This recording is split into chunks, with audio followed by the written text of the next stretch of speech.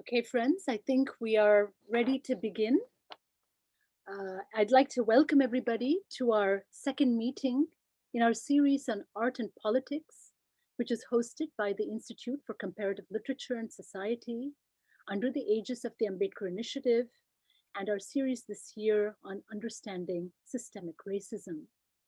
I'd like to start with a brief announcement encouraging our guests to visit our website to check out a series of brief podcasts prepared by a student collective across last summer and fall, which tracked various links between the city, that is New York, the university, that is Columbia, American intellectual culture of the interwar, and the worlds of B.R. Ambedkar.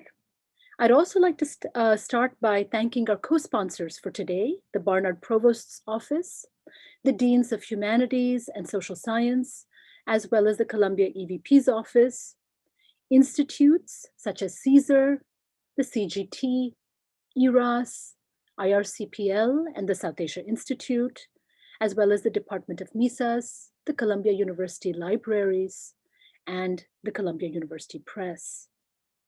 Our conversations occur in the context of a broad and comparative reckoning with racism and its violent histories across the world, and it happens in the midst of a great transformation of public and political life. As we celebrate Black History Month, we also take inspiration from the anti-caste legacy of B.R. Ambedkar and reflect on his continued relevance to discussions about social justice, affirmative action, and democratic thinking in a global frame. Our focus this semester is on the radical capacity of words, images, and sound to reorder the perceptual field and to challenge and indict life worlds of caste. Writing and literature has tended to be our predominant focus, but there has been renewed interest and a great deal of work in sound and performance, as well as in the so-called plastic arts. We're really thrilled today to be hosting a session titled Ambedkarite Aesthetics and Contemporary Art Practice. As usual, we want to avoid Zoom fatigue. We have about an hour and a half with each other, and we want to leave room for questions and engagement with you, the audience. So each of our speakers today will take no more than 20 to 25 minutes to present some work, and then I'll start gathering questions from chat and pose it to both Prabhakar Kamble and Yashadatta Alone. Since we're going to be sharing screens and asking you to see rather than merely hear today, it's possible that we might experience some delays as we shift between screens and platforms. There is always the possibility of technology failure, so please be patient as we work to do this. I want to start by introducing very briefly the renowned artist Prabhakar Kamble, who will present work first. Prabhakar Kamble lives and works in Mumbai, well known for his curatorial work, for his extensive exhibitions of his work that have happened both in India and internationally. I asked Prabhakar if he could acquaint us with some of his recent work and what this says about his ongoing art practice. So he'll speak with us about a kinetic installation, a performance, and a sculpture that he's been engaged in working through recently, and then speak a little bit about his curatorial projects. Professor Yashadatta Alone, like Prabhakar Kamble, is well known to all of you.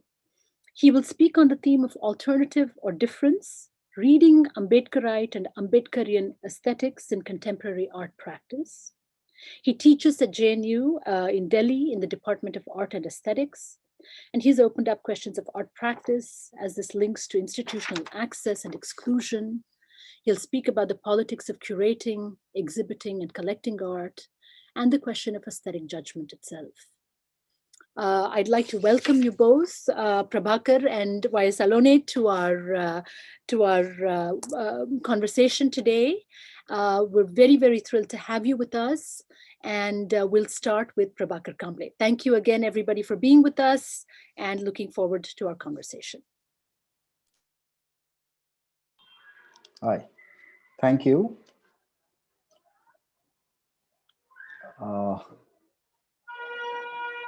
Jai Bhim, friends. Firstly, I apologize at the beginning. I have a cold, So if there is a change in my voice in between the talk, or if I sneeze, please bear with me.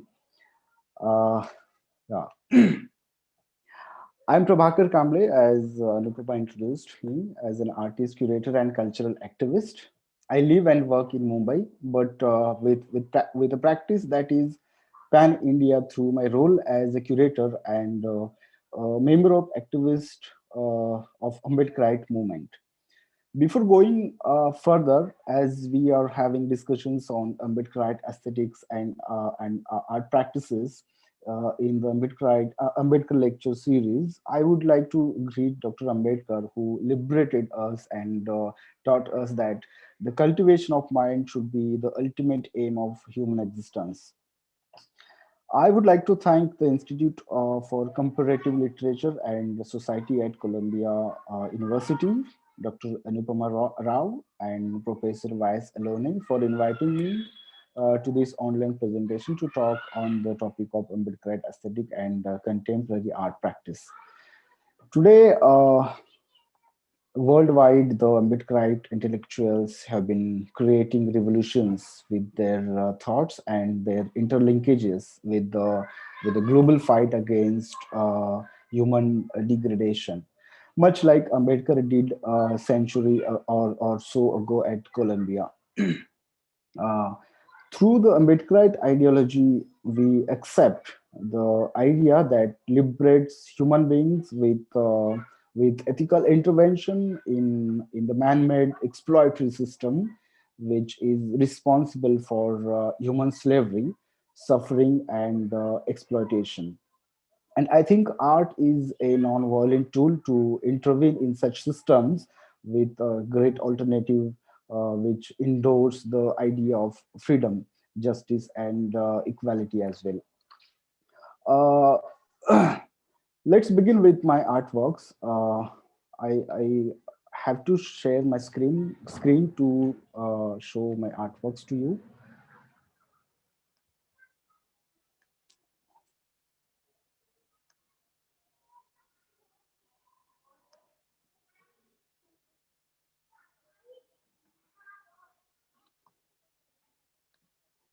I hope the image I'm showing on the screen is visible to all. I would like to start with this work. When a moment backgrounds one's existential identity, art becomes a vehicle of social change. I come to being an artist on the path of an aspirational journey. Uh, my journey in the art world began with the academic practice of art that was taught in the School of Art, where a mechanism of Brahminical ideas of education works. But fortunately, I grew up with my parents' engagement in the Dalit movement, so I'm grateful to got introduced to this Ambedkarite ideology that encourages me to break the Brahminical idea of looking towards human existence through my art practice. My practice involves curatorial projects in equal measure as does my personal art practice. It is informed by kinetic installations, drawings, paintings, and performances. I respond and represent caste-based oppression of Dalit community, immediate social realities, as well as personal and collective histories through Ambedkarite consciousness that emerges from Dalit consciousness. The title of that work is the public portrait of Dr. Ambedkar, combining my abilities as a portrait painter to adorn a public mural project across the state of Maharashtra. I painted several large portraits of Dr. Ambedkar to endorse social movements who fight for social justice, where various communities, local artists come and make works that celebrate an alternate visual culture that celebrates Dr. Ambedkar.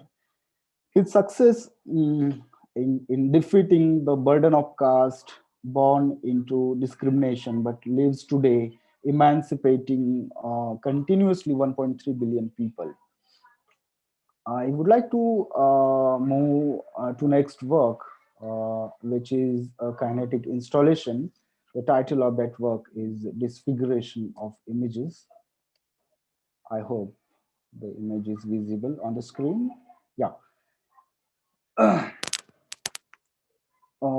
Amidst the identity of culture lies power, the function and an axis of progress. This play of power embodies public history, the visible and invisible. And an erasure as an attempt to deconstruct its origin, its foundational structure becomes a new construct. Forms of erasures situate reforms as forms of assertion. I have to play a video of that kinetic installation, then you will get an idea about the work, how it works. Yeah,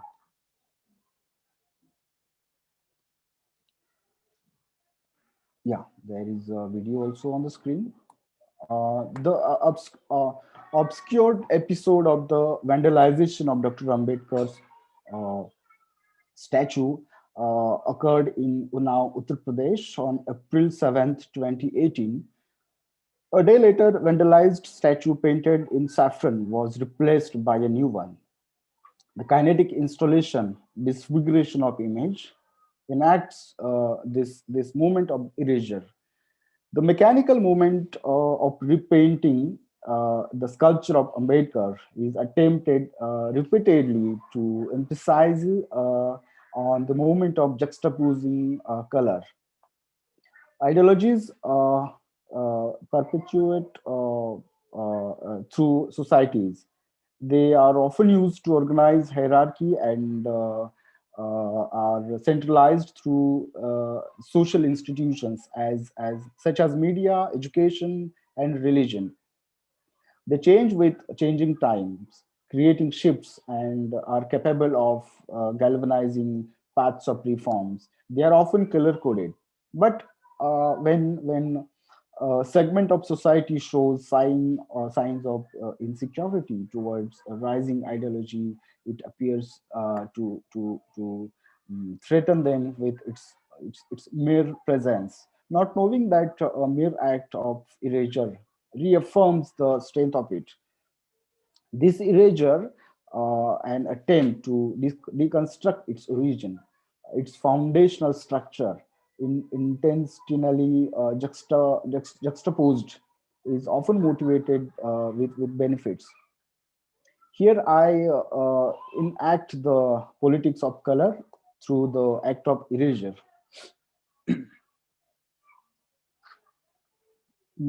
My next work is a performance. I have to go back to the PDF, and the title of that work is Human in Una. It is a performance.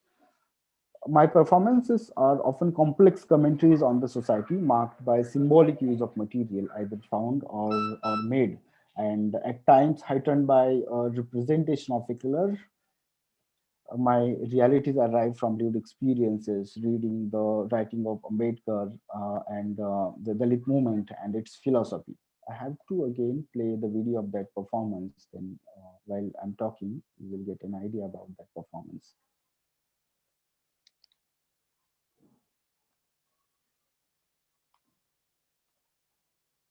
Yeah. My performances happen also in the villages of India as acts of defiance in solidarity with Dalit manifestation that are akin to the Black Lives Matter, where Dalits have come together and protested the lynching of Dalit youth and rapes that are common in rural India. Human in Una performance is response to the lynching and is identified as a critical work. I confront the suppressions of Dalit lived realities emerging from collective histories through current times as an extreme form of sporadic lynching. Shocked by the inhuman assault featured seamlessly across television channels, the episode the episode which occurred in 2016 near Una, Gujarat, I responded through my resolute performance, questioning the caste codes and understanding the humanism. The participatory performance heightened through symbolic materials makes one's realized fragment of losing social consciousness, surpassing rational boundaries of civility. Symbolism of materials such as wooden stick, a tool which represents protection, can also be a potential threat. The black suit symbolizes the dark isolation of Dalits within the society, engulfed by greed of power. And the suit also symbolizes humiliation the Dalits face in various forms of oppression. The guttery on my back symbolizes the burdens of the caste and class system. The episodes which occurred on 11th July 2016 in Mota Samadhiya village near Una, Gujarat, cow vigilant accused 7 members of a Dalit family for killing the cow. They were cleaning a carcass. They failed to convince, and 4 of them were brought to Una in a car to be stripped and assaulted in public. Yeah, let's move to the next work. I hope you got the idea about the performance. So I stop the video and go back to the PDF. Yeah, the next work is a sculpture. The title of that work is Broken Foot. The idea of division is the same as illusion. It exists, but no one talks about it as reality. The discrimination creates a line, and the line promotes social imbalance. Here, the cracked foot symbolizes the reality of caste discrimination in our society, and with this broken foot, no one stands united as a society. A force which built homes, offices, bridges, and cities, as we know and imagine. A force that raises the economy of the nation, a force that builds nation. The Constitution unfolds as live text, as millions of feet march thousands of miles homewards. What were the conditions which made them take a arduous journey on foot? Till the time their feet developed cracks like cracked earth. These are broken people of the times, broken from their homes. Can one stand united as a society on a broken foot? In the context of inequality, we can't progress as a nation with a broken foot, a divide called discrimination, as the pandemic starkly reveals it. So I will move on my curatorial projects. Uh, yeah, the next the project I want to share with you is the working practices. When your visual history is less understood and your social history misunderstood, you collaborate with others from your community, something that then can be described as curating. Within the curation, I delve into social realities as an expanded political subject. Let's start with the few selected projects to discuss here. Working practices. This show took place in the showroom London in 2018, curated by me and Clark House Initiative with works by 25 artists.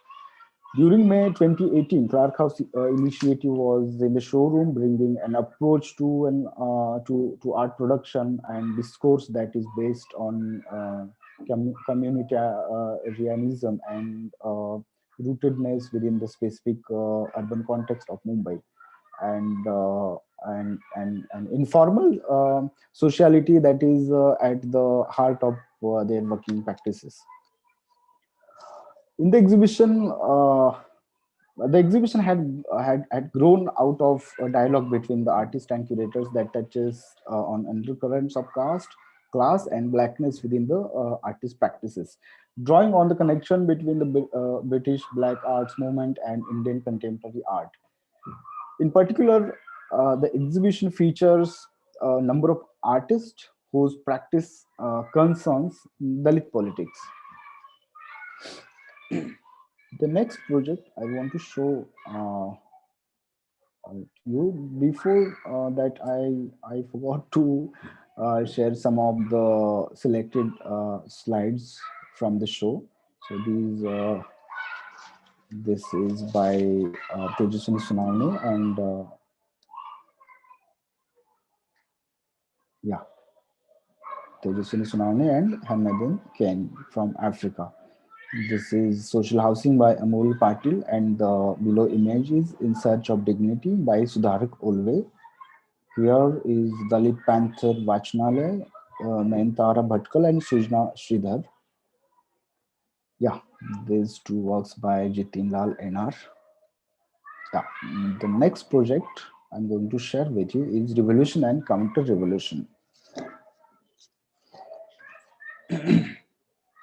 In August 2019, I facilitated a large format national residency workshop looking at conceptual art in relation to Ambedkarite philosophy, where I assembled 50 like-minded artist at the World Heritage Site of Ajanta Caves, and it was also to celebrate its second centenary year of discovery.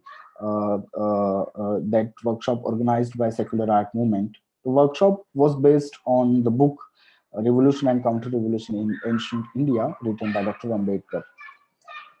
Buddha ushered a great revolution in ancient India, about which Dr. Ambedkar said Buddhism was as great a revolution as the French Revolution. He even stated the history of India is nothing but the history of a moral conflict between Buddhism and Brahmanism. There have been revolutions and counter-revolutions elsewhere in the world too. The prominent ones being the French Revolution and the Russian Revolution. Their two revolutions were followed by counter-revolutions, with art and literature playing vital roles in both. In modern India, the constitution assured in a revolution by scrapping the tenets of Manusmriti. Dr. Ambedkar also led another great revolution by negating exploitative religious system and accepting the order of Dhamma. Very few of those uh, find it tyrannical express themselves against it through spoken or written words, songs, or paintings. Yeah, this is another image, the poster of that workshop inviting artists. Yeah, the next project is Broken Foot Unfolding Inequalities. This is my recent project during the lockdown. Broken Foot Unfolding Inequalities is Artists United Collective's first online curatorial exhibition project as a fundraiser. The artists collectively raise a voice through forms of voices of dissent as projections of subject representing as well as interrelating the context of labor and nation. Some artists especially address the unfolding inequalities, locating the existential migrant labor crisis as a rupture, as an ongoing as well as a historic trajectory of forms of inequalities. As the pandemic unfolds, the societal inequalities of the times, be it social as political or environmental, and so on, uh, we are looking at protected ignorance, a blind eye towards forms of societal defunct we are part of. The question arises at this stage, as the world is subjected to a pandemic, can we reboot or form rational forms of sustainable livelihoods? Professor Vyas Alone tells us in his essay, Caste Life Narratives, if the objective of rationality is to kill ignorance, then it becomes righteous rationality. And if it is the opposite, it signifies an unrighteous rationality and consequently protected ignorance.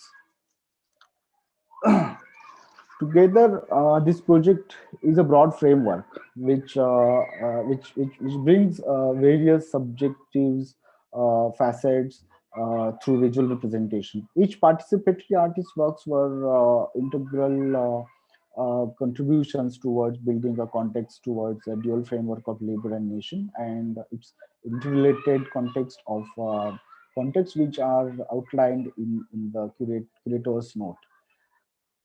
As we address the crisis as an existential one, we realize the importance of documentation of the times, subjecting the public welfare systems as per the constitutional provisions and the directive principles.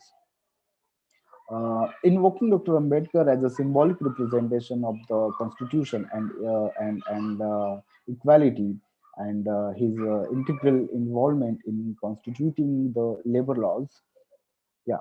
Uh, the work and programming I have done requires more time to explain in detail, but as the organizer told us to share works in a given time frame.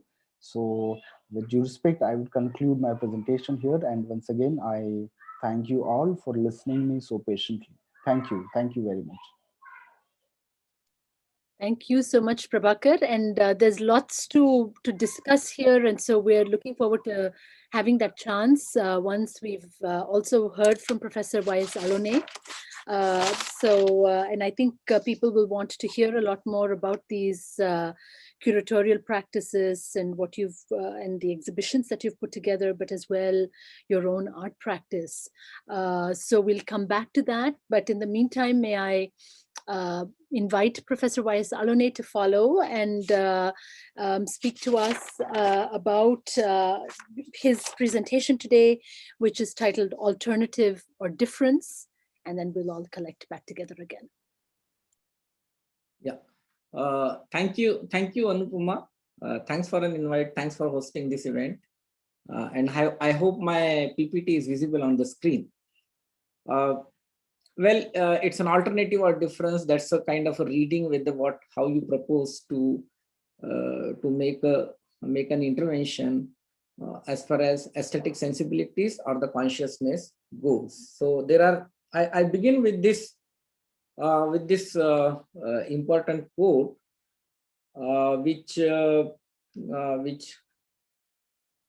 it says, this is a well-known speech by Dr. Ambedkar on 25th November 1949 in Constituent Assembly. On 26 January 1950, we are going to enter into a life of contradictions. In politics, we will have equality, and in social and economic life, we will have inequality.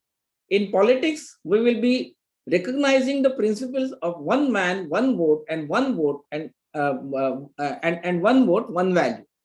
In our social and economic life, we shall, by reason of our social and economic structure, continue to deny the principle of one man, one value. It's a very important loaded statement Dr. Ambedkar made way back in 1949, and we are yet to resolve those contradictions. Now, coming to some of the important points, there is a meta-narrative of modernity, as Brahmanical modernity is extremely problematic, the ways in which modernity gets analyzed and understood in the Indian context, and at the same time, how it gets advocated in the colonial times and also in the post-colonial times. Now, next important question which one has to engage with is the public sphere in India, which is governed by the Gandhian syndrome of modernity and the Brahmanic syndrome of sacred and divine. And that's why Vikas Dambulkar makes this important makes an important observation that if you want to change the public sphere in India, it cannot be changed without changing the private sphere. So how the personalized private space first needs to be changed, consequently your public sphere will get changed. So that's a very important statement, observation Dr. Vikas Dambulkar has made. And this intervention comes from a very Ambedkarite thinking, and this Ambedkarite thinking really questions the very basis of the knowledge production process in India. So one has to see representation as politics of conscious choice and aesthetics, because the body of work which the present day artists are using or are producing, you need to see their consciousness, which is so much embedded in their own politics, but at the same time, their consciousness towards certain kind of understanding, or their consciousness to challenge or interrogate the meta-narratives of modernity in India, and also the Brahminical modernity, and the so-called, even the questioning the whole rubric of the so-called liberal and secular. So now it is very important that we need to understand these kind of representations as opposition to the hegemonic public sphere, because the public sphere, as I said, so much of Gandhi syndrome, so much of the Brahminical syndrome of sacred and divine, and therefore you need to understand as to how this hegemonic public sphere is constantly getting opposed these kind of representation. Now, consciousness as a key to evolving nature or exploratory nature of pictorial signifiers, where normative or presupposition becomes a process to be interrogated. Now, this process one has to understand while studying the visual production in a country like India. Then caste gender hegemony as category of interrogation that consequently goes in dismantling protected ignorance. So you need to understand as to the purpose of the objectives of these representations is all about dismantling your presuppositions, dismantling your protected ignorance. And then I come to this particular term as Ambedkarite and Ambedkarian. Can we define the both? Can one really see the art production based on this? Or even for that matter, I would like to submit that politics in India is Ambedkar and anti-Ambedkar. I'm not talking about the political parties. Ambedkar represents the transformation, whereas anti-Ambedkar is the status quo. And then you can see how the politics gets governed. So there is this Ambedkarite one. So Ambedkarite are the one who have been followers of Ambedkar, but there are also people from other section of the society which are even from the religious group who have developed Ambedkarian thinking, and that Ambedkarian thinking is all about questioning the very notions of consciousness and these kind of meta-narratives, and make a critique of the present through their visual signifiers. So their visual world is so much moved by these kind of aesthetic considerations. Now, the important aspect of all this interrogation is there a post-colonial imagination? This is a very, very important question which one has to think every time people talk about post-colonial. And what is that post-colonial? At least I have failed to understand, and I don't see any kind of a discourse going forward, irrespective of the fact that there is enough critique of the colonial, but there is no critique of a self. The people who are engaged in the knowledge production process, or people who are involved in writings with this kind of post-colonial imagination, they have not been able to produce a critique of a self. That is one thing. Second, they have not been able to produce the critique of the Brahminical traditions. Third is that they have not been able to produce the critique of a divine and sacred.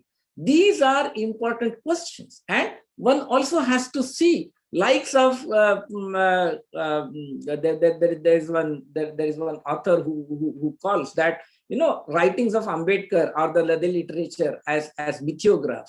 Just imagine the kind of a tone they use and how dubious it is. So therefore, this whole rubric of post-colonial becomes extremely problematic. And to me, it is more to do with maintaining their own hegemonic practices rather than dismantling of the self and dismantling of those hegemonic practices.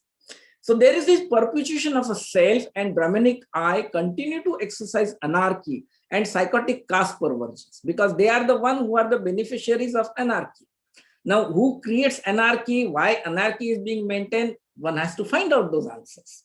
Then, is creative field free from prejudices? This is a very important point which one has to take, as to when we talk about whole idea of creativity as a very imaginative, very autonomous self and all those things. But is it free from prejudices? That's a question which one has to pose.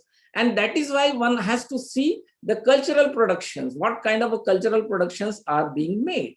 Then articulation of space be connected to the power of articulations and not mere space for articulation. So these are this is a very fundamental question which one has to make. And these image productions are good example. And also the literary products are a very good example of this text. Now the second, the important is pedagogic questions in art institutions, the ways in which Dr. Ambedkar gets sidelined. Say, for example, in politics, they do discuss because he has been part of the constitution making. But how much, like when you talk about the Indian political thinkers, but the institutional pedagogy would like to project Gandhi as a political thinker, but would not like to teach Ambedkar as a political thinker. It's very simple. Or even for that matter, Phule as a political thinker. So one has to see the politics behind this. And at the same time, in many subjects, this kind of a practice is still being continued in the academic syllabuses. Now, when it comes to the art institutions, Ambedkar never gets discussed in art institutions. That's a very funny thing. And though we talk about the whole idea of equality and freedom and expression as your fundamental right, but you need to see who has advocated those things. But moreover, let me recall, when in way back in 1986, yeah, if I'm not wrong, way back in 1986.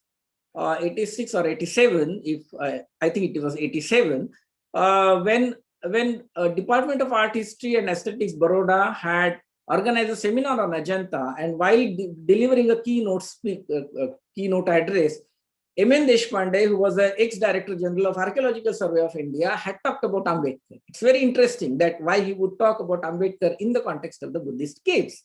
And the audience there was shell-shocked. The only person who did not get shocked was me, Professor Deepak Kannal, Dr. Manisha Patil, and Professor A.P. Jamkedkar. I mean, barring us, everybody got shell-shocked by when he uttered the name of Ambedkar. And it took so much time, even for Baroda art history, to talk about caste, to talk about Ambedkar, discuss about Ambedkar in the pedagogic structure. So till 2002, when a series of seminars were organized by Professor Shivji Panikar at Baroda, the issue of caste started getting discussed in art historical practices and the art historical pedagogies. So these are very important pivotal moments which I thought I should also bring to the notice of the audience. So there is this whole thing started with Savi Savarkar, and most celebrated painter, he painted untouchability. He was the first one to pictorialize the caste, and also this is a fantastic painting he created about the Chaturvarna and the lower state of the society going towards Buddhism. So and then he also you have then statue of Manu. So our claims to modernity, forget about postmodernity, is very dubious claim, because the statue of Manu gets installed in the 21st century, imagine, in India, and that too in a judicial complex. So, and even the highest court of India does not take a suo motu action against this and make deliver a judgment that this should be removed from the court premises. That is how the hegemonic thinking goes in every sphere of Indian thinking and even the social practices. So you have then series of Manu produced by Savarkar, and who went on dismantling the Manu, attacking Manu like anything. Then you have a wonderful installation by Shukla Sawant on Pandita Ramabai, because Pandita Ramabai is very interesting to see the legacy of critiquing Manu in the state of Maharashtra. It was started by Mahatma Phule and Savitribai Phule. And there are a lot of poems against Manu written by both. And then you have Pandita Ramabai, who wrote a critique of Manusmriti during that time. And this is a fantastic installation Shukla Sawant has made, where she used earthy as a pictorial signifier, and the photograph and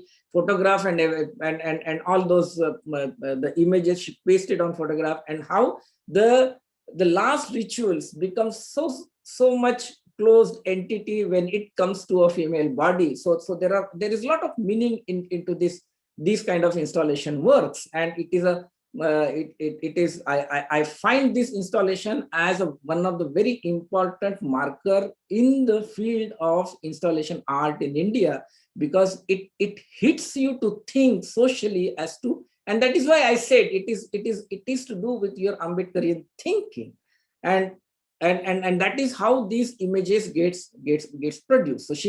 So and then you have. So I'm not sharing the old images, but the new images of J. Nandakumar, and where he put Manusmriti on the head, and how the judiciary, like some of those judgments which have been written in recent past by the judiciary, the High Court judiciary, it's a phenomenal. It's an example to see as to how your hegemonic thinking and the idea of sacred and divine does not go out of your head, or even out of in your writing practices, or even while delivering a judgment.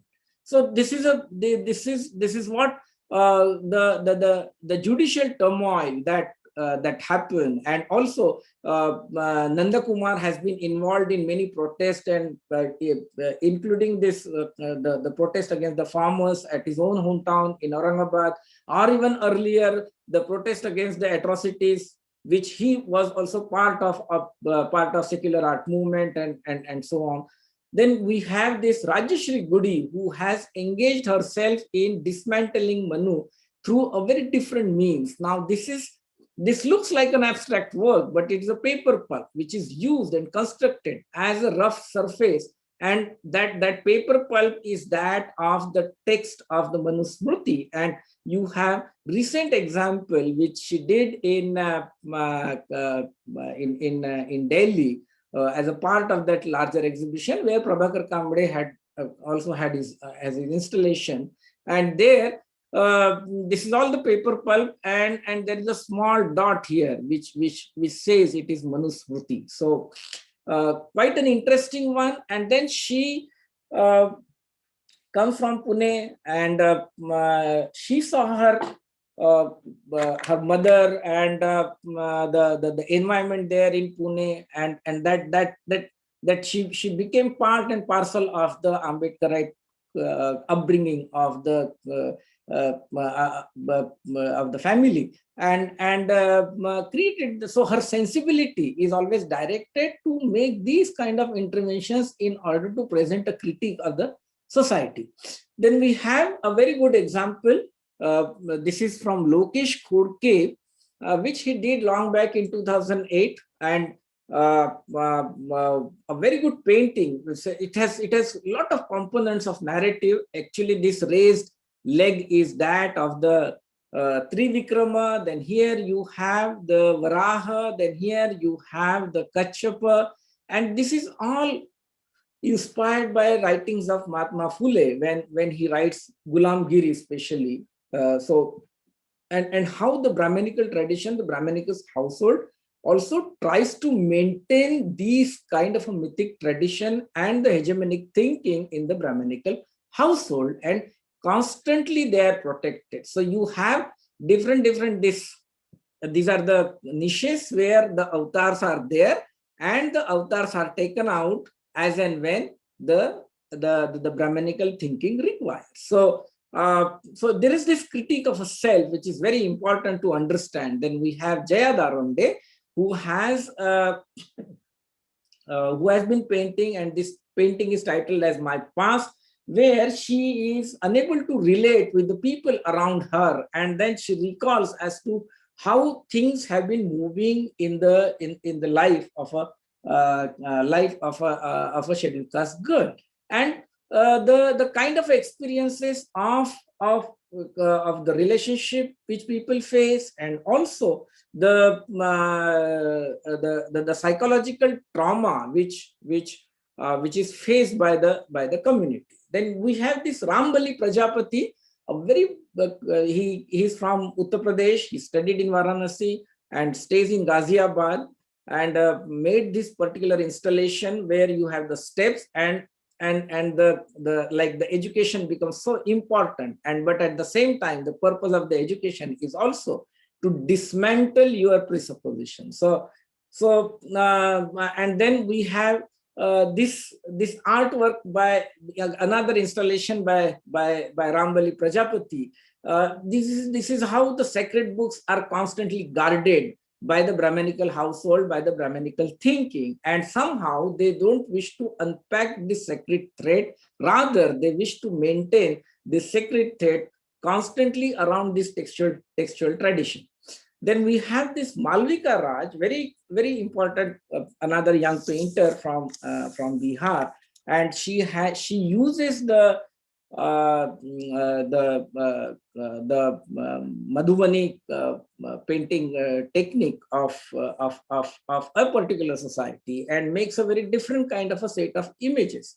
And like Ambedkar's head blossoming with knowledge, parliament, the social democracy, the constitution, the Buddhist ethos, and the ethos of secularism, the ethos of equality. There are a number of things. All these figures, they really try to.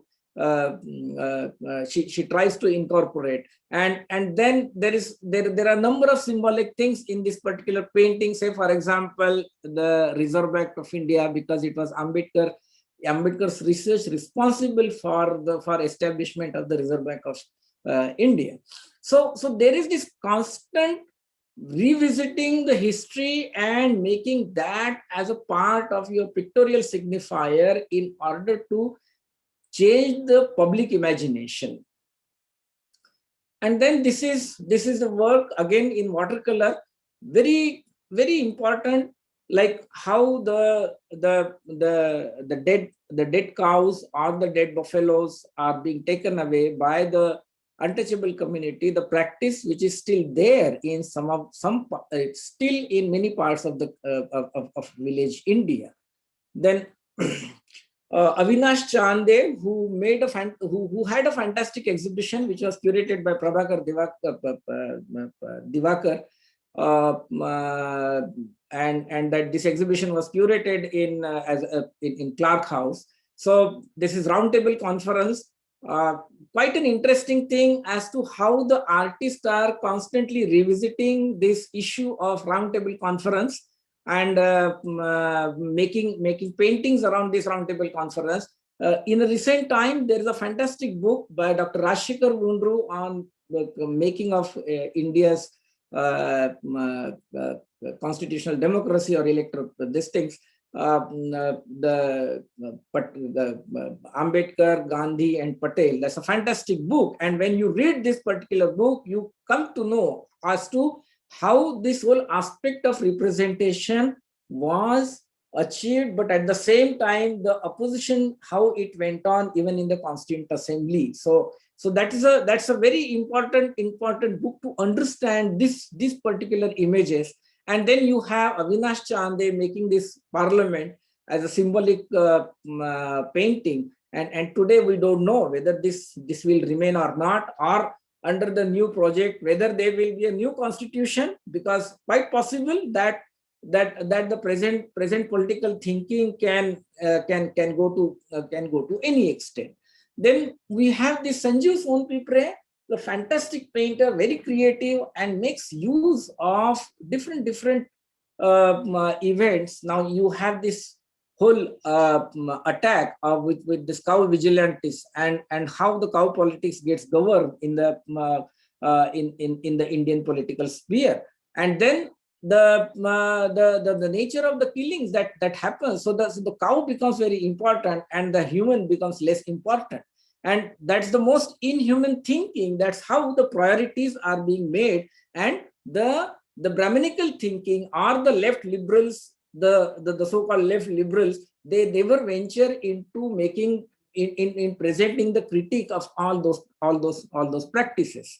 Then this is Rising, which is a very important work as to how all these protests in India have been there, and how Ambedkar becomes part and parcel of this of the image of Ambedkar becomes part and parcel of all the democratic protest in India. That's very, very important to see as to how the image of Ambedkar is being used. And so far, the image of Ambedkar was hardly touched upon, or anybody taking name of Ambedkar was seen with lot of different eye. And then this is the most important painting he produced. That is, on the newspaper, you create this fantastic work as to how there are aspirations involved from this institutional, the constitutional democracy. And very interesting thing, at here you have the Maharashtra Assembly. Here you have a Delhi. So you have Delhi and Bombay, and he is based in Mumbai. So he's seeing those things very differently and making these kind of images. Whereas Prakash Gaikwad has been involved in making different themes, and this particular work is Beauty and Ugly. It's all about the Brahma Varna and the Shweta Varna. So this whole Varna politics gets delineated through this kind of visuals. Then we have Pinag Banik. He's a fantastic graphic painter, and he has produced. He studied in Baroda. He's from West Bengal, and there are so many things. So Gandhi in the center represents the trading community in India. The economy and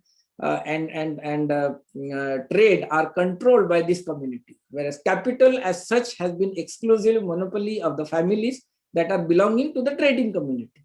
The image is constructed in a drawing room, and the main figure reads Economic and Political Weekly, that is EPW, a magazine run by the Marxist Party, but shows a completely pseudo attitude. So this is a fantastic critique. Like the Bengal was so much governed by the so-called Communist Party, but the caste remains in Bengal, the poverty remains in Bengal, and so many practices remain in Bengal.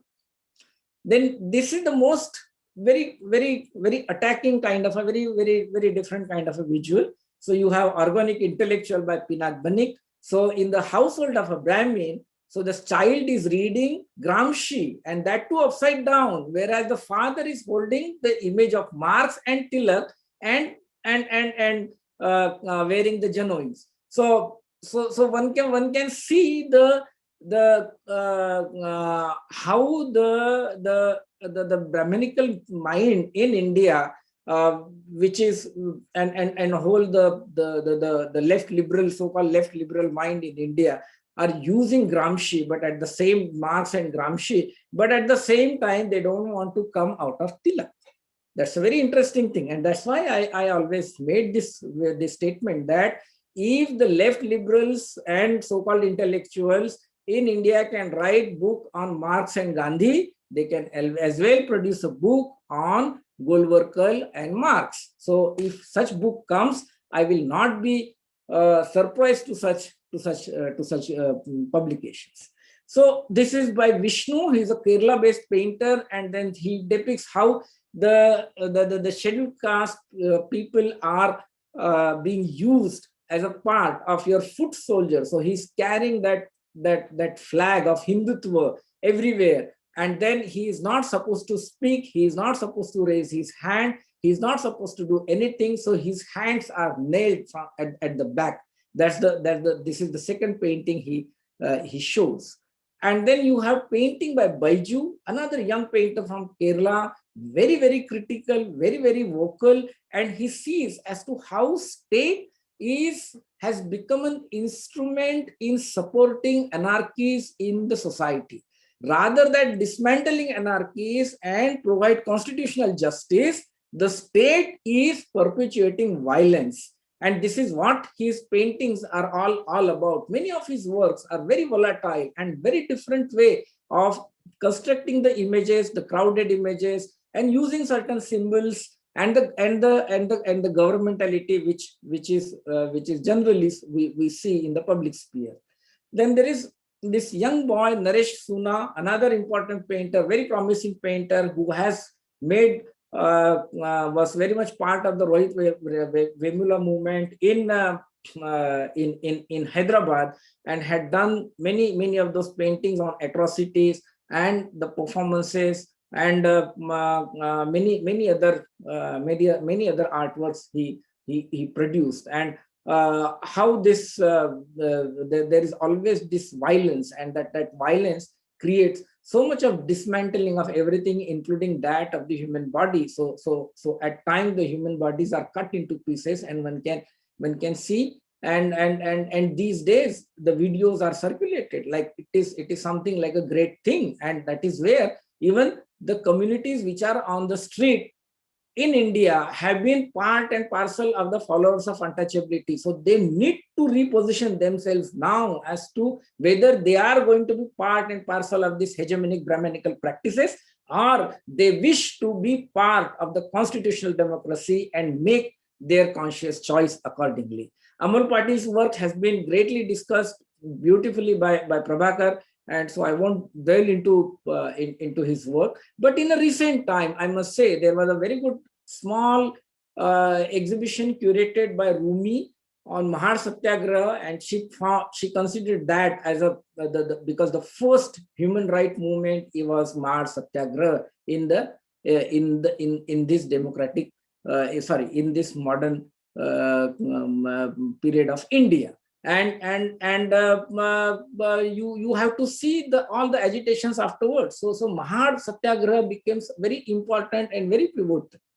Then there is this Samyak Prajapati who studied in NID in Ahmedabad and made these important works. So he used this medieval tradition, Akbari paintings, and there it is showing like Vruddha Yuddha ki Ghoshana karte, that Vruddha Yuddha, that is Vruddha, the elders are the one who declare war, and the youngs, they go and fight and get killed. So that's a very, very important one as to how the communalism, the hatred being practiced in India and getting perpetuated. And you do have the symbol of the political outfits here. So very volatile. Then this is another graphic which he created, like there is so much of commotion, but our Prime Minister has preferred to put the headphone around his ears and wish to maintain a studied silence. And this is what is even happening. And people really have to think about their own choices, because they are the one who have made those choices. And those choices you need to question. You also need to come out of your these kind of choices. Then this is Ranjita Kumari. She produced a fantastic work around the preamble of the Constitution. This is just one particular these things as to how the preamble of the Constitution, the very spirit of the Constitution, is getting killed, and how pivotal it is in the life of the Indians. So all her images are centered around this preamble of the Constitution, and also the other aspect of the Indian Constitution. So all her works are very much inspired by that Ambedkarian thinking. So very potently get involved, have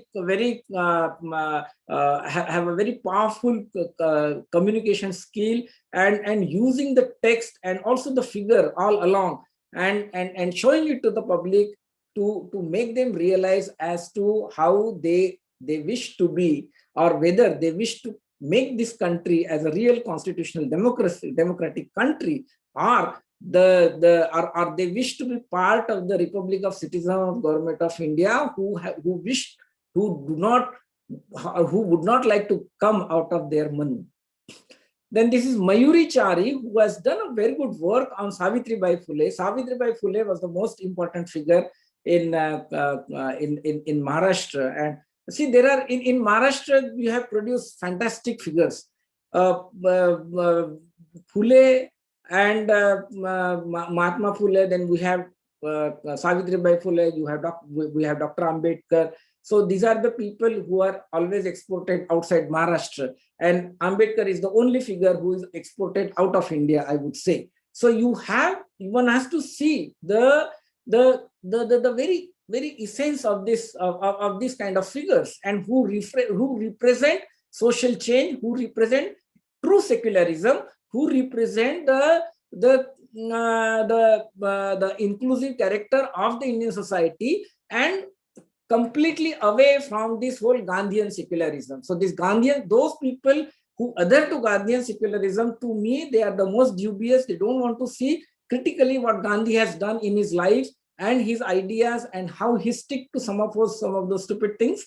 And then these kind of works, they open up different possibilities of using inscriptions, using poetry, using threads, using everything, and create these kind of artworks. In recent times, there are some research Twitterati. I don't know how should I call them, whether I should call them WhatsApp researchers or Twitterati researchers. So one of the researchers, the great had tweeted that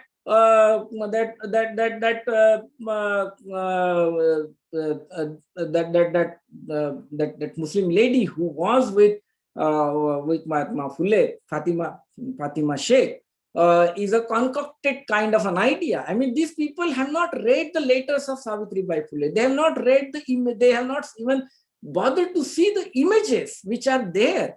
And they make this kind of a nonsense as to how this is a concocted kind of an idea, that Muslim Dalit or Muslim Shudra unity. It was very much part of the Phule project, and that was what was happening. They don't see all those things, and they make all kinds of statement on Twitterati, and they are very much part of the Ivy League universities. That's a very shameful thing. And then we have Vikrant Bhise, who has worked extensively on labor and the role of Dr. Ambedkar in labor welfare. So all the labor welfares which are there exist in India were all initiated by Dr. Ambedkar. The leftists have not done anything as far as labor welfare is concerned. It was exclusive contribution of Dr. Ambedkar, and they have no right to claim that they are the ones who have really initiated any kind of a welfare measures. That's a very sad thing, and the history doesn't talk about all those things in modern India. So the historical narratives which are being created in India is all about protected ignorance and not dismantling your ignorances at all. Here we have the labor coming and cleaning the statue of or garlanding the statue of Ambedkar. It took so much of time to make those labor laws, to create those kind of conditions. And in one go of Corona condition, this government completely killed all those labor laws. So imagine the kind of an anarchy which is being perpetuated from the ruling dispensation. Then you have this Sunil Gawker, who lives in a small town, but has been involved in making posters, has been involved in making billboards or the walls of the Zilla Parishad schools and everything. And there he goes and paints. He is simply an ATD trained person, but is engaging himself in presenting the pictorial critique of the present day society. Then we have this Sajan Mani, who was most promising one and a fantastic painter, artist from Kerala, very young painter who comes from the family of rubber tappers, and who making a statement and showing that ecological issues and the caste politics of space that exists in the communist Kerala.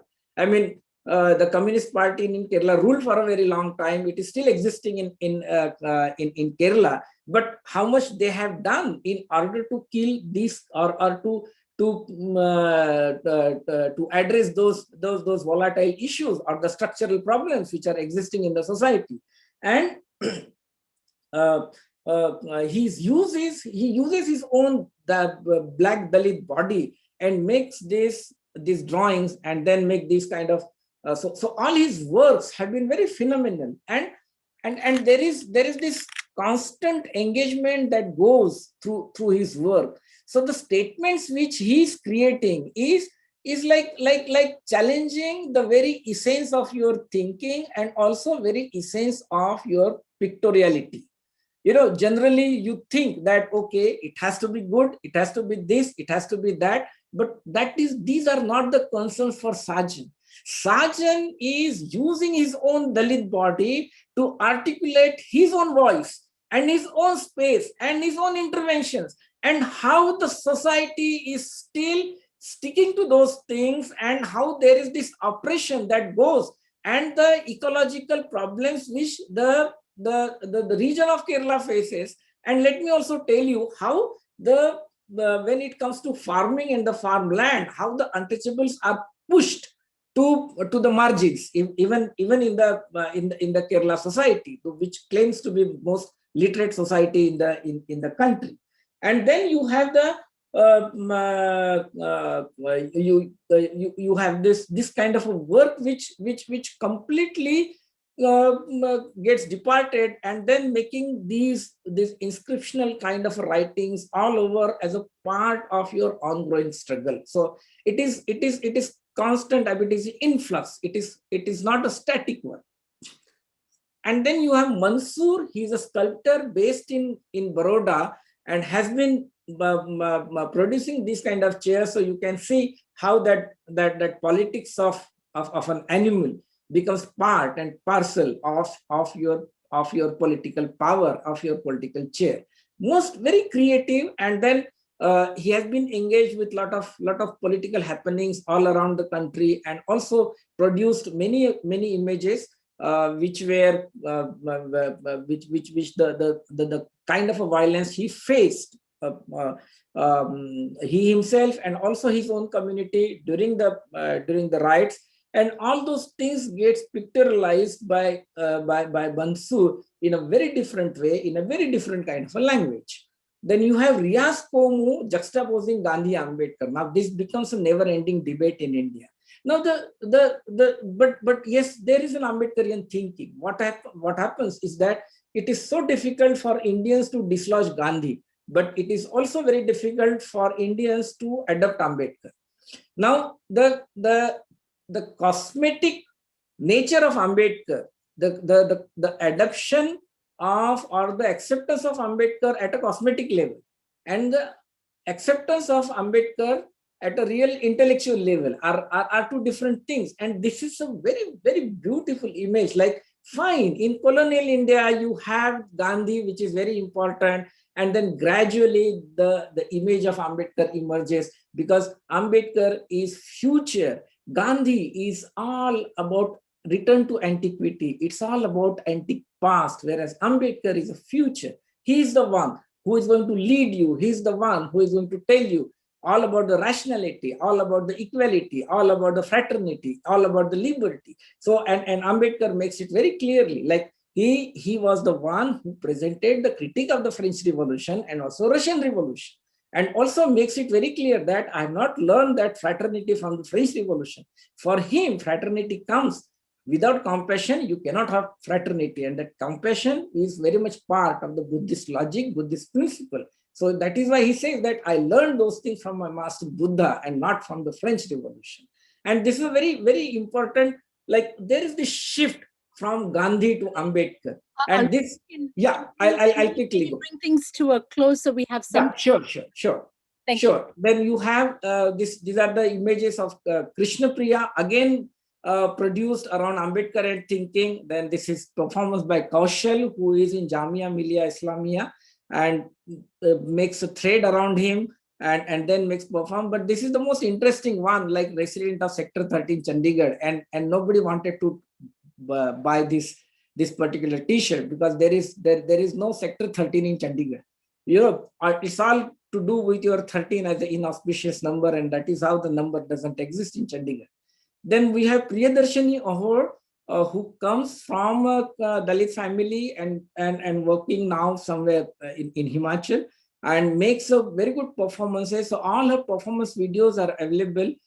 You can see. Then we have Sunil Archer, another important painter in Maharashtra, and you can see how people migrated even in the tank during the COVID time. Then you have Bhiren Yadav, who is like all that Anguta Shaf series he made, and then this is by Ranjit Singh.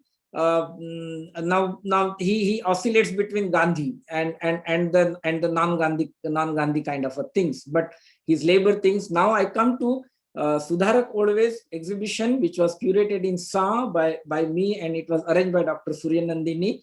It was a retrospect exhibition where all his works were shown, and then this is a atrocity series which he produced. Then this is a COVID one, and then we have Abhijit Guzar, who dwelt on the prisoner rehabilitation in Kolhapur, and then this is Aparna. Fantastic example of people banging thalis and all kinds of things, which was directed by our Prime Minister. And one can see how even the educated ones are doing these kind of practices, are believing in these kind of things. So it hardly matters whether you live in which area or which house. Then this is Randit Madoke, who has documented the atrocities in Punjab, and the most agrarian rich state, how it produced the violence when the Dalits really make protest. And then last, this is Arun Vijay, a very important photographer in Chennai, very young one, who photographed the mortuary and the kind of things that go in mortuary. And these are all the postmortem photographs where the job has to be done by the doctor, but the job is being done by the untouchable, and they are forced to do these jobs.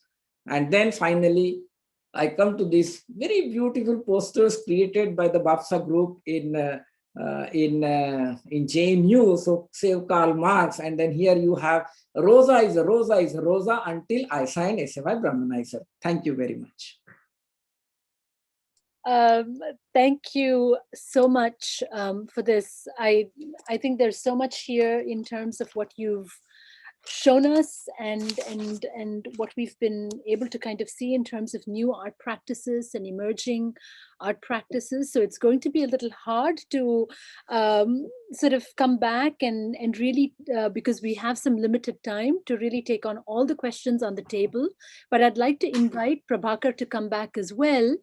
And it seems as if with both what you presented, Professor Alone, and what Prabhakar was speaking about in terms of his art practice, there seem to be sort of two arcs. There's the book and then there's the body.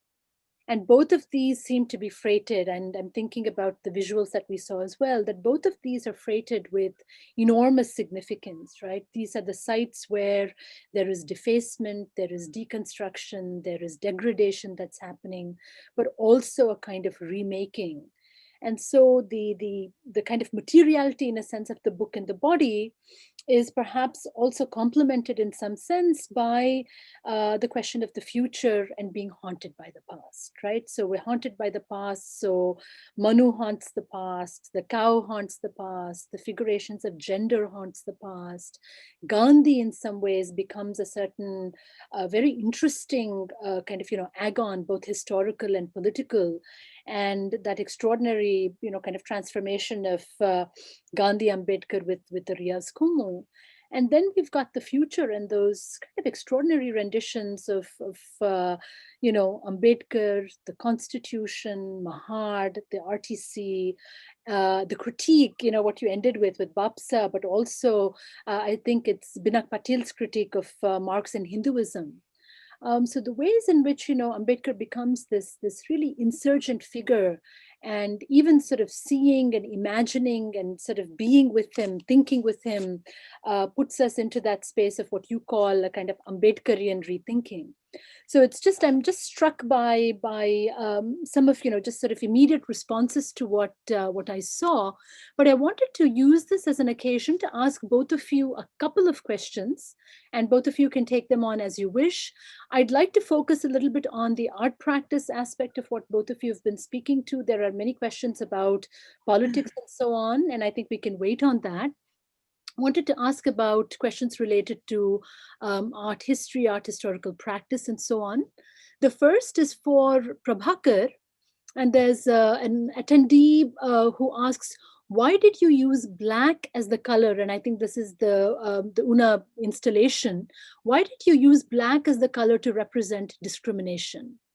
Isn't that ironical when we use black and white binary to represent injustice done against Dalits?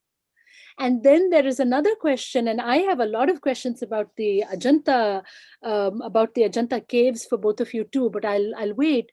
But this comes from your discussion, I think, of the centenary. Again, what is Kamble's rationale to compare the French Revolution with the Ambedkarite Revolution? Might also take us to Mahad and those figurations of Mahad. And then two questions for Professor Alone. One is, this I think is very interesting. Do you think that Dalit aesthetics is an open-ended or a foreclosed academic domain? And how do you relate it with larger ideas concerning modernism? And this is something that has come up again. There's another question also about Dalit identity. What's your take on the Indian courts trying to put the Dalit term out of official use and so on? But this question of Dalit aesthetics, I think, is very, very interesting. And then there's another question that asks, I'd like to request Dr. Alone to expand upon the idea of articulation of space in relation to the power of articulation. And this, I think, is something also for Prabhakar in terms of rethinking or remaking the power, or rethinking the power of signification as a kind of power of articulation. And I was very struck, Prabhakar, by the mechanical model of defacement. And I think there's something quite extraordinary in what you're trying to do there. First, the miniaturization. The second is the repetition and the recursivity of the image and what it is confronted by. The fact that it is inanimate somehow seems to make it more powerful. But anyway, these are broad questions for both of you, I think, about aesthetic practice, Dalit aesthetics, and then the space of artistic engagement, however you wish to take those on. Prabhakar first. Yeah. Well, I come to that. The first question was asked about the black color.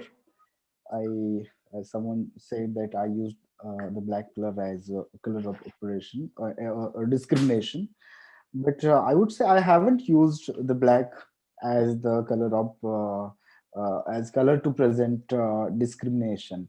I use black color to condemn the episode or incident took place in the Una, Gujarat, under the name of Gau Mata and saving the cows. So it was my attempt to protest against such atrocities. And when the thing comes to the black, uh, there are many angles towards the black in Indian society, in Indian context, historical context and political context and cultural context as well. The black, when it comes to the god, it is acceptable, and when it comes to the person, it is not acceptable. So in both way, we live with this truth, and this truth exists with us. So I just wanted to condemn the incident. Uh, that's why I used the black, and that's why I called people and get engaged and take this black to put on me as an object. So they will go back with this black, applying with their own hand as well. So that is not about the to present discrimination with the color of black. it is not about it.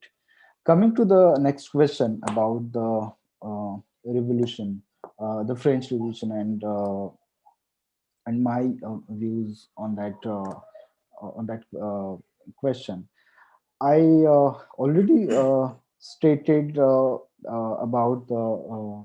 I already stated during the presentation about the French Revolution and Buddhism in my presentation. But particularly, I want to say about the Indian academics in art school when we taught about French Revolution and artists' contribution in the French Revolution.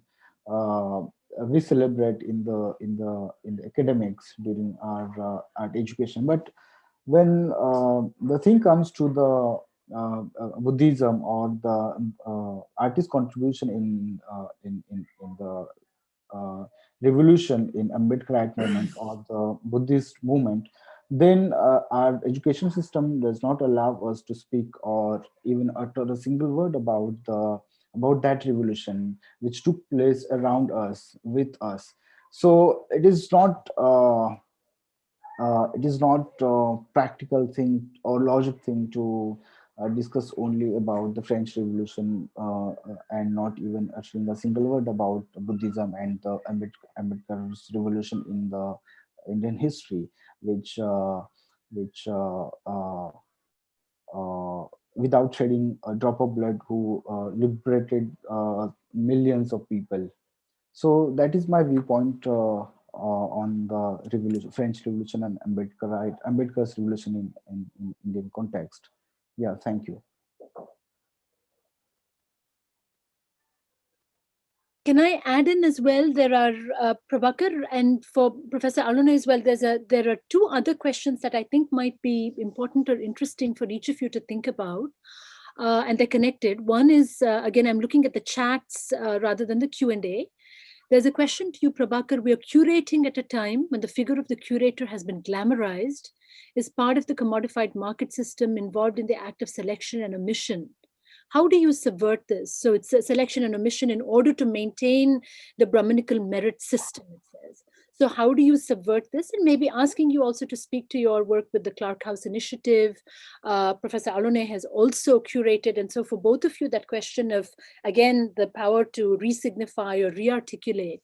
And in that context as well, and kind of institutional question from Deepta Achar, what do you think are the currently available institutional spaces within art history as a domain for the use of caste as a category of analysis?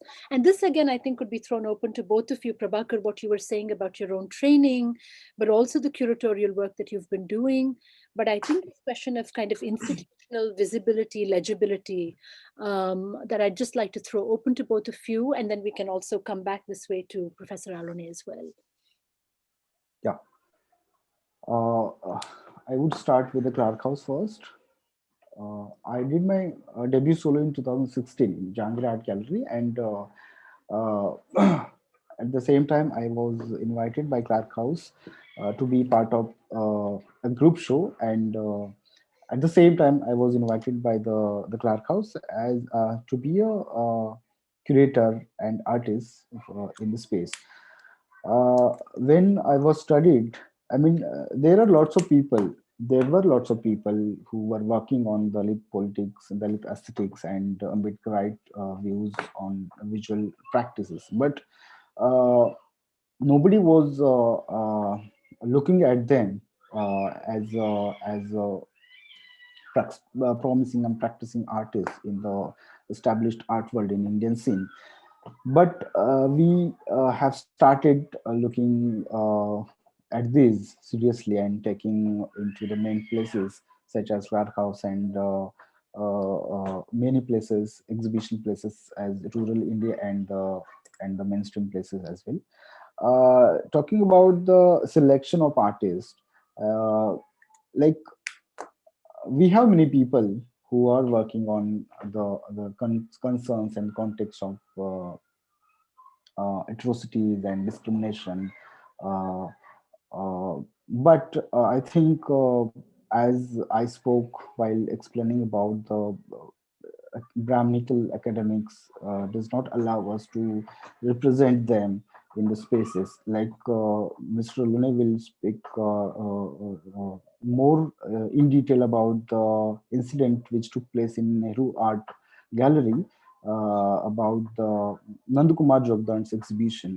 One of the artworks was there displayed in that show, which was about the Gandhi and Pune Pact. But as a group of people came to a gallery and they shut it down and they closed the show. And that kind of incident happens and took place when the people or Dalit artists started to express themselves through their practice in the mainstream art world.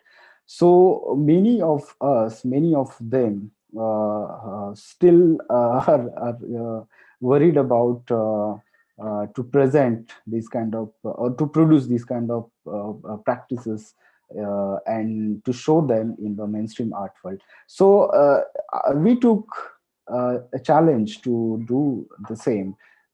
And we started doing this kind of exhibitions, practices, discussions, and discussing the discourse. So people coming forward uh, and joining us. So the solidarity between us, among us, has been started to creeping, and I think this is the positive sign for the people who are thinking to fight against this discriminatory system, the anti-caste movement, and talking about democracy and constitutional values. So institutional contribution is important to creating these kind of alternative practices and alternative groups. Like we run a secular art movement from 2018, and the revolution and counter-revolution workshop was the part of that secular movements programming, secular art movements programming. So from the national level, we invited 50 like-minded artists to participate in that workshop. So it kind of academic attempt as well, a bold move in the art world as well.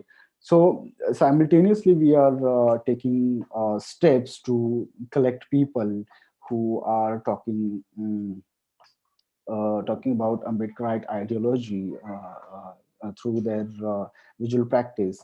And yeah, uh, I hope in coming future, in near future, there will be more spaces, places like Clark House, and more people will come together worldwide to to defeat the discrimination and to fight against such kind of morbidity. Thank you. Thank you. Yeah, thank you, Professor Alone. And we're going to try to save some of the questions. That's what I'm trying to do, because we have a number of questions that are reflecting on many of the things that both of you have raised. And if we can't get to them, we'll at least try to save them and get them across to you. But please, Professor Alone. Yeah. So going by one, as far as this whole issue of Dalit aesthetics and there's this folklore kind of a things, let me also tell you something. The word Dalit becomes a very problematic thing, and there are people who have been opposing to. But let me tell you that even that word was also used by Dr. Ambedkar. And if you see the photographs which are available, like the Scheduled Caste Federation has been translated as Dalit Federation. And those photographs are easily available. So that itself is an evidence.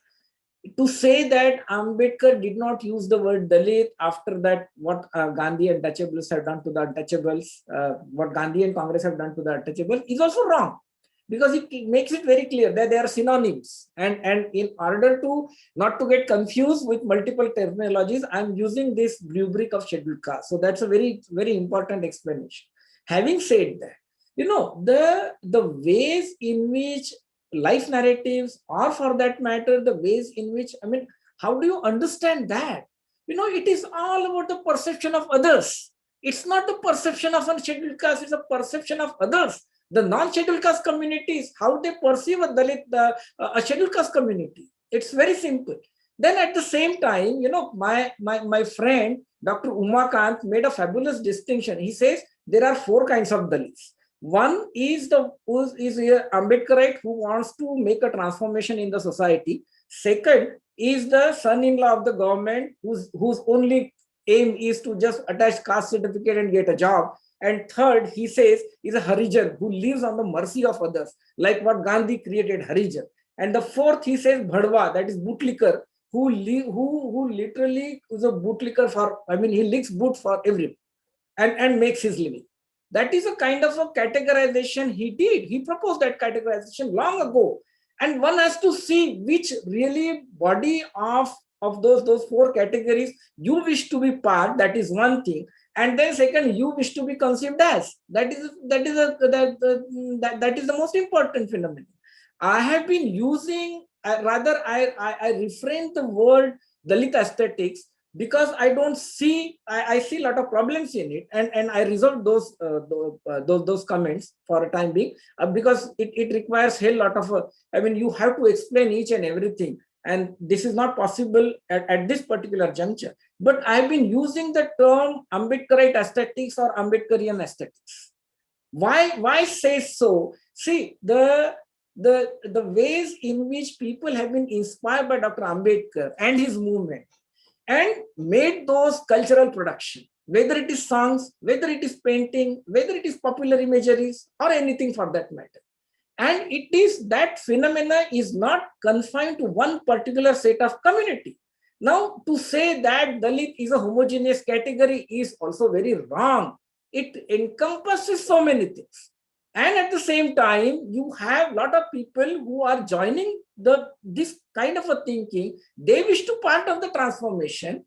And that is why I'm using this term Ambedkarite and Ambedkarian thinking, or the consciousness and the aesthetics productions centered around those ideas. And that is why I call it as Ambedkarite or Ambedkarian aesthetics. It's very simple. It cannot be categorized as, Brahmanical or Nehruvian or the Gandhian kind of a thing. The Gandhi syndrome has been very much there. All the celebrated painters painted Gandhi like anything. Everybody wants to paint Gandhi. Bapu, Bapu, Bapu, Bapu, Bapu. That's it. And that Bapu, you don't want to see how that Bapu really functioned and how that Bapu was criminal minded in order to perpetuate the social order of the Brahmanical structural thinking. And he was the one who advocated the Hindu India. It's very simple. He has been a foundational leader for creating Hindu India.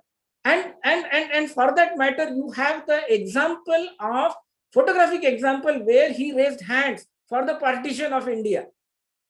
Now imagine, these are very important things, and we have these visual evidences. And irrespective of that Bapu becomes very important. I fail to understand this. Even to an extent, one of the person who contributed an essay, he writes that, his seminal emission as something blissful, aesthetic thinking, sleeping with the naked girls. That is how things are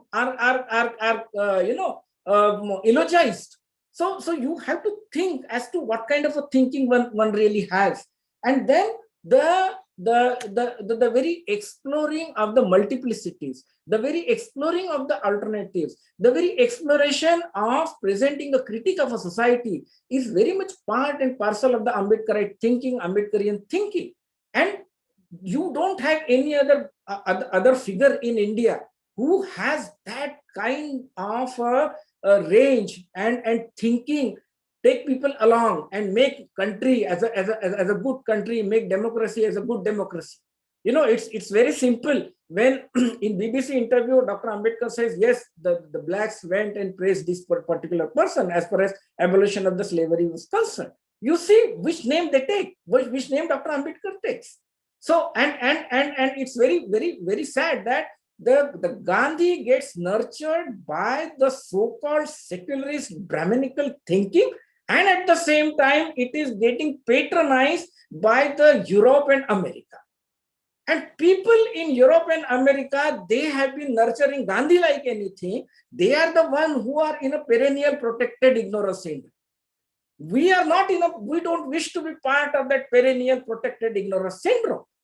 They wish to be part of the perennial protected ignorance syndrome. It is their choice. It is their consciousness. Their consciousness is guiding them. So therefore, the very use of these life narratives and making different aesthetic interventions become very important. Now, the power of language is very enormous, whether it is literary or whether it is visual. Now, in the visual world, it is not one set of a language, it is a multiple set of language, and that multiple set of language is being used. Today, I find what is global. Global is all about the materiality of material. But here are the set of painters who are defying that logic. No, we don't want to be, just the materiality of material. But our materiality of material is rooted in our thinking practices and how we are going to be different. And it is this cultural difference, it is these alternatives that make them different. That is this thing. And then the articulation of space and the power of articulation are really different two things. Okay, fine, everybody is there. So I give you space, I give you stage, you come and join that is what the space of articulation. We are willing to offer you space of articulation, but we are not willing to offer you power of articulation. There is a difference. You see, likes of Sharma, great historian, the most celebrated historian, when he writes who were Shudras, the Shudras in ancient India, just read what he writes about Ambedkar. The tendency which is observed in the lower caste masses of India in the recent time, that is what he says. See the kind of a mindset he has. That means, irrespective of the fact that what conclusions he proposes, the same conclusions was made by Ambedkar, and despite agreeing all those things. So one can understand. That is just one example. Another example is Devjani Ganguly. Imagine calling Ambedkar's writing as mythograph. It is a trash. It is nonsense. It is a pure Brahmanical, Puranic way of writing. And therefore, I get bugged by this whole post-colonial kind of rubric. It is so problematic. Caste was existing in pre-colonial India. Caste was existing in colonial India. And caste is existing in post-colonial India. Where is that? And then caste is a colonial product. That is also another. I call it in Marathi. I call it as a Davai show. One can very, very well understand the potential of this particular term. And that is why I say, the power of articulation becomes very important. That just not the space for articulation, because unless until you acquire that power of articulation, the discourse will not change. The criticality will not come. In India, all the criticality is through Foucault, through Derrida, and all kinds of things. But let me tell you, Foucault talks about power and knowledge. Foucault also made the power of knowledge, this thing, much before Foucault, and gives a fantastic examples. That is just, but that does not mean that I should reject Foucault. At the same time, if you are talking about Derrida, if he's saying that signifiers are there is no fixity in the meaning of the signifier and all those things, but it all depends on the subjective position. You have to make this kind of a criticality and tell people, no, there is a way of thinking in order to interrogate this kind of discourses. And what Devjani Ganguly did is all trash. That is the most ridiculous thing she made. Ambedkar's writing as mythograph, the Dalit life narratives as mythograph, and then the institutional space is concerned. Yeah, I'm coming. Yeah, I'm going to interrupt because we have two questions that I just want to pose, and then allow you to sort of come back and then give Prabhakar a chance. Because let me respond to Deepta's question. As far as the institutional legacy is concerned, yes, I gave this example of what happened in the art history of India, how it started, and there is a space. Why there is no space? For example, as it is, art history is taught at a very few places in India. But yes, we can say that in JNU we do teach all those things.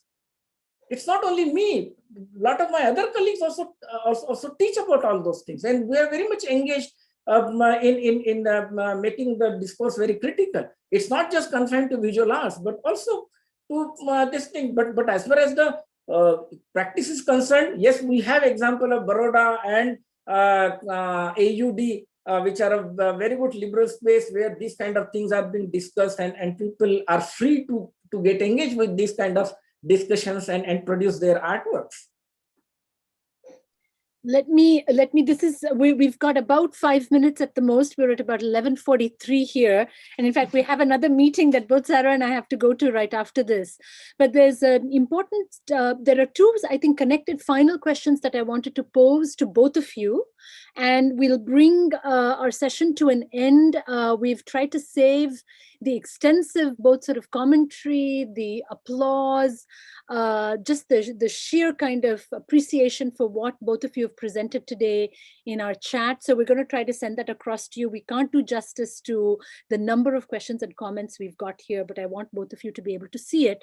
But there are two, I think, related questions. One comes from Vikas Zambulkar, and this is to Prabhakar, but I think open to both of you. In the process of articulation or translation of the medium of the language of pictorial art, what is lost as untranslated and what gets amplified?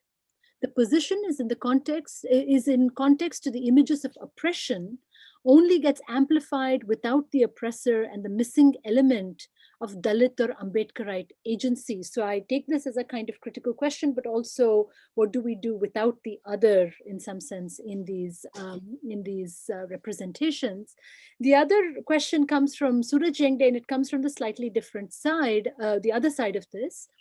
A question to Professor Alone: how would you analyze the idea of the self, in which she invites the Brahminic or anti-Ambedkarian castes to offer critique of self? Is it meant to represent personal and social, or does it also have to do with sex, love, and other sensorial fecundities? Can Dalits also self-reflect? And then the question to Prabhakar: enriched by the profoundly intellectual art curve of the community, would you happen to know what kinds of art forms are practiced by the Dalit community and how many artists might be out there? Any guesstimate at all? So these are sort of final words for both of you. Please take just a couple of minutes to respond, and then we'll thank you both immensely, and then thank our audience and bring this to a close. So Prabhakar, do you want to respond, and then we'll end with Professor Alone? Yeah, I'll go for the second question, that how many artists are there who are practicing Dalit art and their languages. There are so many artists in the previous generation as well, like as Alone sir presented us, and he discussed about the Savi Savarkar, and so many artists were there in the last generation. Like in Maharashtra, we have Prakash Bise, we have many, like Pramod Babu Ramteke from Nagpur, and we have many masters painters as well. But we need to talk about those who have discussed the idea of Ambedkarite politics and the idea of Dalit politics in context of the assertion against the biased and discriminatory system. But I think in the whole world now, the people are coming together and connecting to each other, like Sajan Mani in the abroad. Like I mean, it's quite difficult to mention everyone. Like Rashri Budi is there in Pune, as Alone sir mentioned earlier in his presentation. These are the names from my generation. Like slide previously, Sanju Sonpimbre is there, who has been part of the contemporary art world and most celebrated artist in Indian scenario. These are the people, like for an example, we have invited 50 artists for Ajanta. In my recent project, I have invited 60 artists national level for the online show called Broken Foot. And also we are trying to mingle with Ambedkarite intellectuals like Prabhakar Kamble, and scholars like Vyas Alone, and many other people are there from India and abroad as well. So it is kind of a great start to create alternate practice, visual culture, and the Ambedkarite discourse in the visual culture. I can call it academic institutional contribution while practicing secular art movement through the secular art movement, and many other contemporary similar groups who are practicing this discourse very powerful and strongly. So people can find many artists, many Ambedkarite artists through our curatorial projects, through our programming, through our discussions, and many various art initiative and activities. So yeah, and nowadays we are quite it's quite easy to access all this information through the internet, through the Google Access, and many other platforms are there. Thank you. Thank you.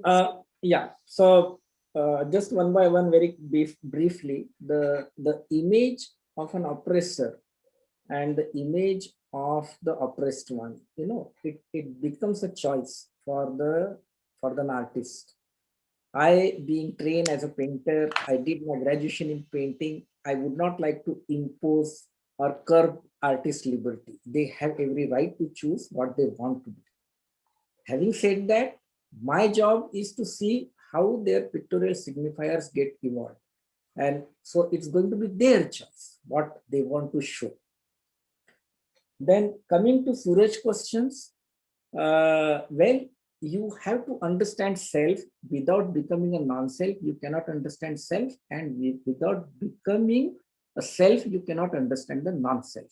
Both are codependent, both are interdependent. And in order to understand that kind of a nuances of the mind consciousness, you need to have a different parameters of understanding, but at the same time, you have to delegitimize yourself.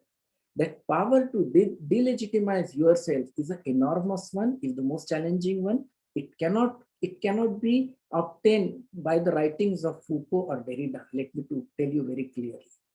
Okay, or even by adhering to the sanction ignorance. So you have to kill your own ignorances and do the things. As far as you have enormous writers in Maharashtra who have produced the critique of a self, their politicality, their social behavior through the poetries and many other things. Or even for that matter, there is an evolving of the term called DB.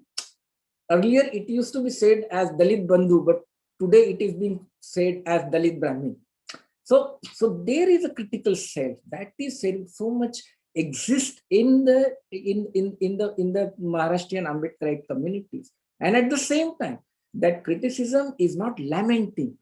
It's not about if suppose you do not get any personal favor, that is why you lament the society. That is not the case. And that has never been a case when it comes to writing a constructive critique. It exists in the society. It is very much there. People don't want to read it. That is their problem. People don't want to understand it. That is their problem. All their ideas are so much centered around the self. It is through the prism of self you are trying to see, you are trying to construct that critique. And then lastly, I would like to respond to what Professor Mahalakshmi has raised, this pertinent question: how does critique find space in Ambedkarite aesthetics? Yes, there is a critique which is evolving, which needs to be analyzed properly. And this is just one example I tell you. In 1936, Baba Sahib writes that nothing is permanent, everything is changing. In 1955, he writes, nothing is permanent, everything is changing, being is becoming. So there is this constant influx, and that constant influx, it's not from the, just imagine today being, becoming, you are trying to understand through the analysis of Deleuze, but it is very much there, it exists. But what kind of a philosophical tool you would like to advocate? And therefore, I always say that like the conception of the Swalakshana, which gets elucidated by the text, like in a text like Nyaya Bindu by Dharmakirti, is so potential, so enormous, where you can really make the critical analysis of all those phenomena that is happening around. Thank you. Thank you both very much. There's an elaborated conversation also on chat. I don't think we'll be able to get to it, but questions of the body, but emerging from that, representations of masculinity. Where is the space for gender and gendered representation in some of these art practices?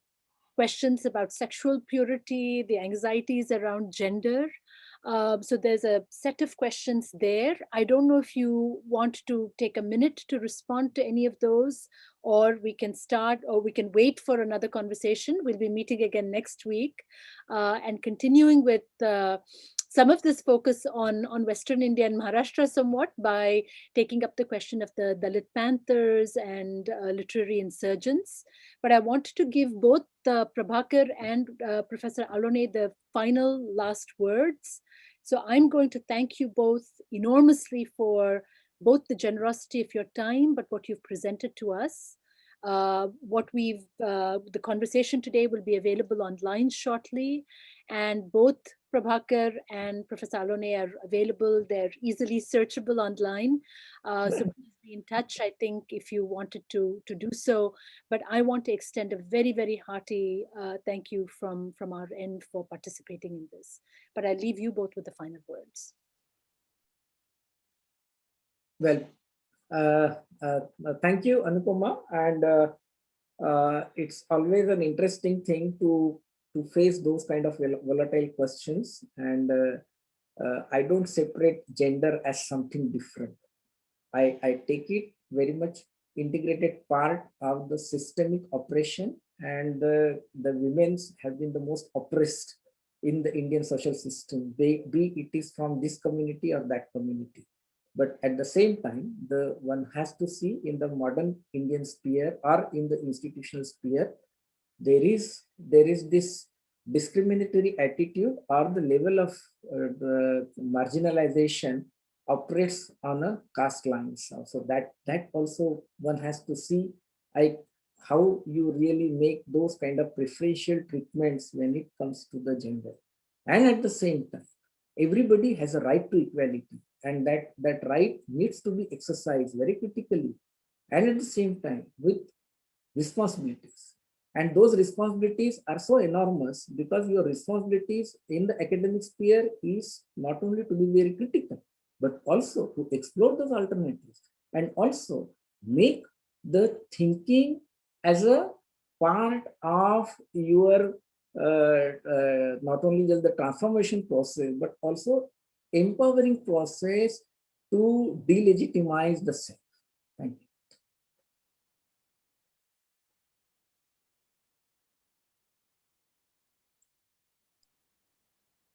Prabhakar? Yeah. I would like to thank you again, Anupama and Columbia University for inviting me for the presentation. And while discussing this discourse, we always tell people that Ambedkarite idea of expression or Ambedkarite ideology or this discourse is always allows or gives freedom to everyone, or especially women, to think beyond the beauty and to think beyond the mainstream or Brahminical aesthetics, and to go beyond to aesthetics which comes from the life and the values of humanitarian values. So it is more important to think about the values, humanitarian values, and the society where we live, and the present time to think about while expressing. So I think it's quite I want to stop here at the positive end, and hoping for the great future of this discourse, and hoping to expecting all of yours to contribute more in active participation in that discourse and discussion. Thank you both very, very much. Thank you. And Jai Bhim to everyone. And hopefully we will see you next week at the same time and same place. Bye-bye. Thank you. Jai Bhim. Bye.